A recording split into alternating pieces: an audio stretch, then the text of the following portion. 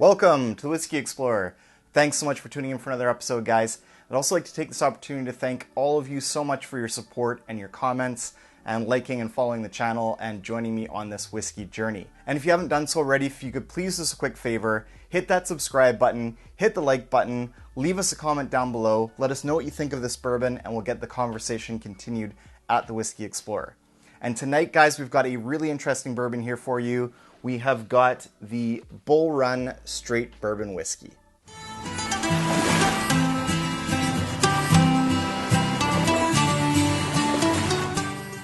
All right, guys, so this is an interesting one because we can't get it here in Canada, but a friend actually lent this to the channel, so thanks so much, Ross, for lending us the bottle for the review. And this actually came from one of his relatives as a gift. So they brought this from the States for him. And this is a company out of Portland, Oregon. And there is something a little bit interesting and somewhat confusing about this. So on the bottle here, I originally thought that this was sourced from MGP, like many other independent bottlers do. But on the back here, it actually says, produced and bottled by Bull Run Distilling Company, Portland, Oregon, USA. But then, in the description, here's where it gets interesting. It goes on to say, there's a public notice on the back here. And it says, Bull Run Straight Bourbon is part of our independent bottling collection. The selections we offer, and there is this note here on the back, which is where it gets kind of interesting. So it says, public notice.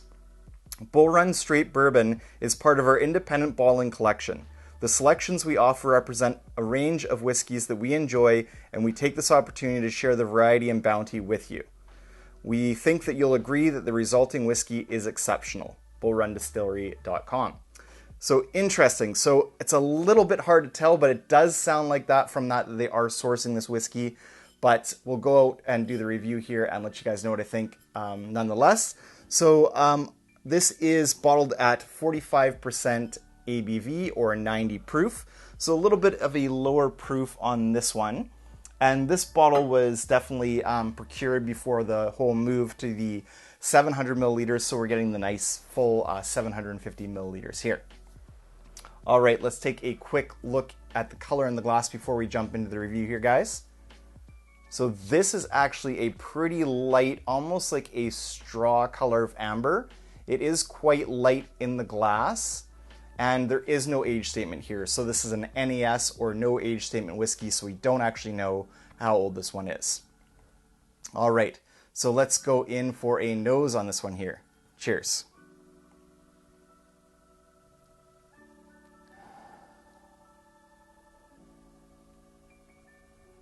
Okay, it doesn't really jump out of the glass too much. But what does jump out there is a very candied cherry nose. So candy sweetness on the nose. Like a red Twizzler is a really strong kind of red licorice note on this one. It's definitely fairly inviting, but it's fairly light on the nose here. So I'm getting that vanilla dusting, the sweet kind of cherry candy, confectionery cherry candy. Not a whole lot else there. Maybe a little bit of butterscotch and caramel. Well, let's go in for a taste here, guys. Cheers. On the palate.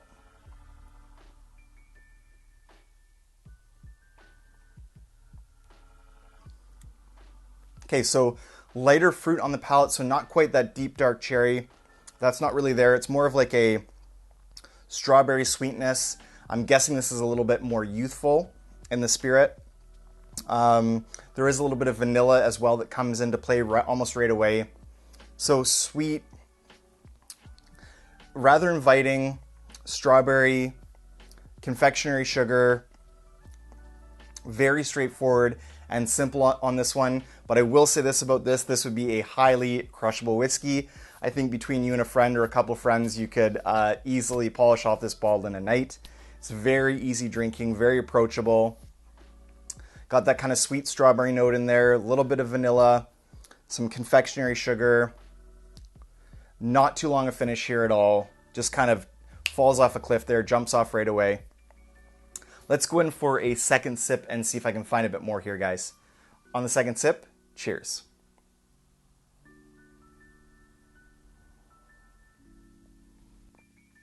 Yeah, so like a sweet strawberry candy, almost like one of those fuzzy kind of 5-cent strawberry candies.